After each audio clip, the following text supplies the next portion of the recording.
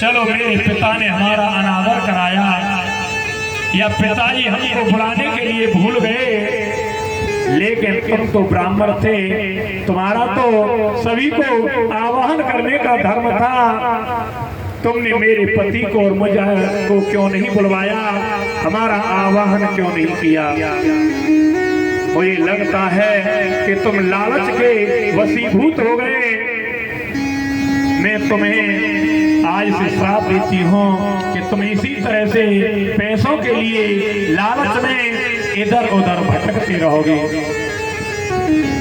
संत महात्माओं से कहा, अरे महात्माओं, तुमको तो मेरे पति का ध्यान देना चाहिए था, लेकिन तुमने भी मेरे पति को याद नहीं किया। मैं तुम्हें भी श्राप देती हूँ कि आप एक जगह इस तरह नहीं रहोगे और भोजन के लिए इधर उधर भ्रमण करते रहोगे, भटकते रहोगे। और अपने पिताजी से कहा कि पिताजी, तुमने हमारा अनादर किया, लेकिन हमारे पति के बिना ये यज्ञ पूर्ण नहीं होगा। ऐसा कहकर के आज सती ने, मेरे धर्म प्रेमी बंधुओं, यज्ञ के समीप पहुंच करके योगाग्नि अग्नि के द्वारा अपने प्राणों का परित्याग कर दिया। बोले गोविंद भगवान की जय हो। जब सती ने अपने प्राणों को त्याग दिया, भगवान भोलेनाथ ने जो गढ़ भेजा था सती के साथ, उसने दौड़ करके आकर के भोलेनाथ को बताया कि हे देवों के देव महादेव, आज तो बहुत बड़ा अनर्थ हो गया। भोलेनाथ कहने लगे, ऐसा क्या हो गया? कहने लगे कि तुम्हारा अपमान सती से सहन नहीं हुआ। और उन्होंने यज्ञ मंडप में जाकर के अपने प्राणों को त्याग दिया। जब भोलेनाथ ने ये वचन सुना, मेरे धर्म प्रेमी बंधुओं, आज भोलेनाथ को एकदम से क्रोध आ गया।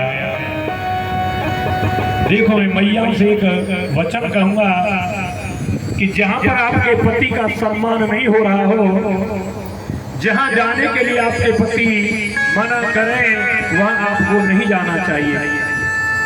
क्योंकि सती आज बिना बुलाए गए उन्होंने अपने प्राणों को त्याग दिया। ऐसे ही पति का सम्मान नहीं होता है तो वहां तुम्हारा जाना भी उचित नहीं है। भोलेनाथ को जब क्रोध आया, उन्होंने अपने सिर से एक जटा उखाड़ करके पृथ्वी पर फेंक दी और उससे वीरभद्र नाम का एक गढ़ पैदा किया और उससे कहा, जाओ दक्ष प्रजापति के यज्ञ का विध्वंस कर दो।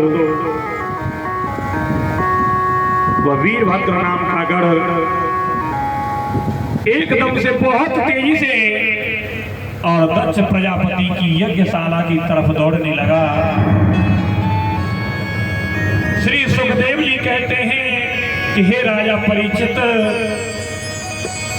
जैसे ही वह यज्ञ में प्रवेश किया, यज्ञ मंडप में घुसा, तो उस महान योद्धा को देख करके ब्राह्मण संत इत्यादि वहां से दौड़ने लगे।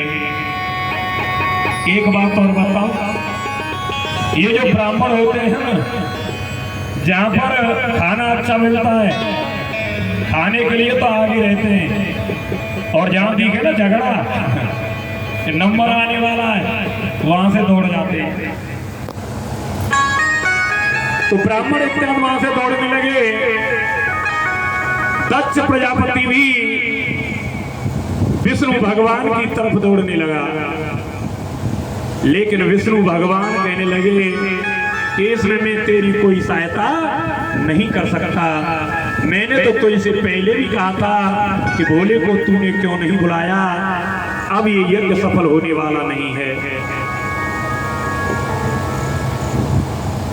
क्या हुआ? कि उस वीरभद्र नाम के योद्धा ने आज दक्ष प्रजापति के सिर को धड़ से अलग कर दिया और उसे लाकर के भोलेनाथ को दे दिया। इधर सभी देवता व्याकुल होने लगे, भयभीत होने लगे कि हमने भोले का अपमान कराया, यदि आज ये यज्ञ पूर्ण नहीं होगा तो हमें भी कोई आमंत्रित नहीं करेगा। इसलिए हमारा ये कर्तव्य है, ब्राह्मणों का भी ये कर्तव्य होता है कि चाहे दक्षिणा कम मिलो या ज्यादा मिलो, यज्ञ को अनुष्ठान को पूर्ण कराना चाहिए। सभी देवता एकत्रित होकर के आज भोलेनाथ के समीप गए। कहने लगे भोलेनाथ तो बहुत ही भोले भाले हैं और ये हमारी विनती को प्रार्थना को मान लेंगे। जाकर के भोले जी के समीप जाकर के भोलेनाथ को मनाने लगे, उनकी सुंदर शब्दों से स्तुति करने लगे। भोलेनाथ कहने लगे बताओ आप सभी देवता एकत्रित होकर के यहाँ क्यों आए हैं?